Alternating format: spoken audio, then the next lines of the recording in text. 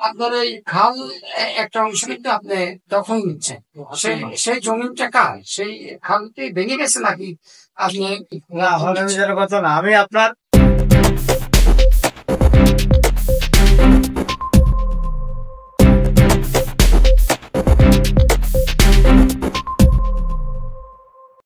খালের সীমানা নির্ধারণ প্রসঙ্গে গত বছর ইউনো মহোদয় স্যার বরাবর একটা দরখাস্ত দিই।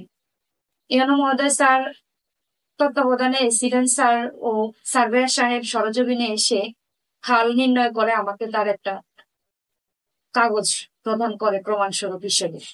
এবং এই সম্পত্তি খালে আমি যাই নাই, আমার মালিকানা সম্পত্তি খালে ভেঙে গেছে। তারপরেও আমি কিছু অংশ বললে ভুল হবে, প্রায় 2 শতকের উপরের জমি আমি ছেড়ে দিয়ে বাকি উপরের যে জমিটা আছে, উপরের যে মাটিটুকু আছে, ওইখান থেকে আমি স্থাপনা শুরু করছি।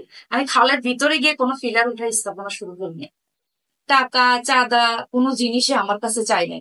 আমার আপনাদের কাছে সাংবাদিক ভাইদের কাছে প্রশ্ন, যে আপনারা একজন সাংবাদিক, তার মানে আপনারা বাংলাদেশের মধ্যে পুরো বিশ্বে যারা সাংবাদিক সবাই সচেতন ব্যক্তি। সচেতন ছাড়া কেউ সাংবাদিকতা করতে পারে না। আমার আপনাদের কাছে প্রশ্ন, যে সাংবাদিক ভাইয়েরা আমার বিরুদ্ধে মিথ্যাচার করতেছে, ওরা কেন আমার কাগজপত্রগুলো ওনারা দেখলো না? ওনারা না দেখে ওনাদের মন গড়া কথাগুলি ওনারা এখানে বললো। এটাই আমার সবচেয়ে বড় কষ্ট এবং দুঃখ, অপমানের কারণ।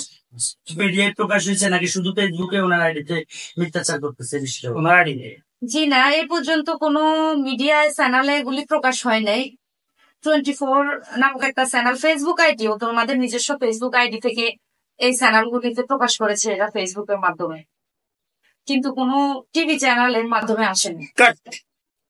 মালিক পৈতৃক সূত্রে আমি ওই সম্পত্তির মালিকানা লাভ করি। মুসার খাল বাদ দিয়ে ওই সম্পত্তির মালিকানা নির্ধারণ করতে গেলে স্বার্থবাজ এক ব্যক্তি আমাকে বিভিন্নভাবে হয়রানি করেন। পরে প্রশাসন এসে সরজমিনে প্রদর্শন ও আমার মালিকানা কাগজপত্র দেখে আমার মালিকানার পক্ষে রায় প্রদান করে। মুসার খাল পার সংলগ্ন আমার সম্পত্তিটি হওয়ায় খালে আমার বেশ কিছু জমি ভেঙে যায়। বর্তমানে খাল পার বলতে আর কিছুই অবশিষ্ট নেই। তাই আমি জায়গাটা টেকসই পার করার জন্য মাটি ভর্তি বস্তা দেয়। ওই স্থানীয় ব্যক্তিরা আবারও আমাকে নানাভাবে হয়রানি শুরু করে। স্থানীয় প্রশাসন ও উপজেলা প্রশাসন বিষয়টি এসে সরজমিনে দেখেন। প্রিয় সাংবাদিক ভাইয়েরা, আপনারা জানেন খাল দখল একটি ঘৃণ্যতম ও জনদুর্ভোগ বিষয়। এই খাল দখলের মিথ্যা অভিযোগ এনে মোহাম্মদ ইব্রাহিম নামের জৈনিক এক ব্যক্তি তার সামাজিক যোগাযোগ মাধ্যমে ফেসবুক লাইভে আমার স্থাপনার সামনে এসে আমার বিরুদ্ধে ও স্থাপনার বিরুদ্ধে মিথ্যাচার শুরু করেছে। এই ইব্রাহিমের বাড়ি খালপাড়ের আশেপাশেও নয়, তবুও তার হীনস্বার্থ হাসিলের জন্য তিনি এই ধরনের কাজ করে বলে প্রতীয়মান হচ্ছে। তিনি ফেসবুকে প্রতিনিয়ত সরকারি কর্মকর্তাদের উদ্দেশ্যে আমার বিরুদ্ধে মিথ্যাচার করছে। প্রিয় সাংবাদিক ভাইরা, আমি আপনাদের মাধ্যমে প্রশাসনকে অবহিত ও অনুরোধ করব, আপনাদেরকেও অনুরোধ করব, আপনারা সশরীরে ঘটনাস্থলে গিয়ে দেখুন। আপনাদের বিবেক জাগ্রত আমি জানি। ঘটনাস্থলের নকশা অনুযায়ী মুসা খালের দৈর্ঘ্য প্রস্থ পরিমাপ আর আমার মালিকানা সম্পত্তি পরিমাপ দেখলে বুঝবেন। আমাকে এইভাবে অহেতুক অসম্মান ও হয়রানির বিচার চাই। আমি একজন এতিম অসহায় নারী।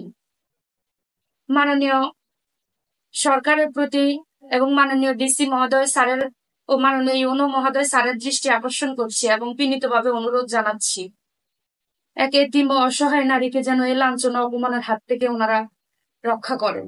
একটা প্রশ্ন, এখনো পর্যন্ত আমি ওনার বিরুদ্ধে কোনো আইনগত ব্যবস্থা নেইনি, কিন্তু আমি ভবিষ্যতে সামনে নিব ইনশাল্লাহ। না, আপনার তো কাগজপত্র আপনি বলতেছেন লিগ্যালিটি আছে, খাল দখল করা আইনগতভাবে ঘৃণিত কাজ বা অবৈধ কাজ, বেআইনি কাজ। আপনি খাল দখল করছেন না, আপনি আপনার পৈতৃক সম্পত্তিতে আপনার স্থাপনা নির্মাণ করছে। এখন ওই জৈনিক ব্যক্তি আপনাকে কাগজপত্র পর্যালোচনা বা দেখা ছাড়াই কি আপনার থেকে মিথ্যা তথ্য, মানে আপনার থেকে কোনো তথ্য না চাইয়ে মিথ্যাচার করছে, নাকি আপনার থেকে তথ্য চাইছিলেন? ও জৈনিক ইব্রাহিম নামক ব্যক্তি আমার থেকে কোনো তথ্য চাইনি, আমার কোনো কাগজপত্রও দেখে নেন। উনি নিজের মন গড়া কথাগুলি বলে আমার উপর মিথ্যাচার অসম্মানে করতেছে।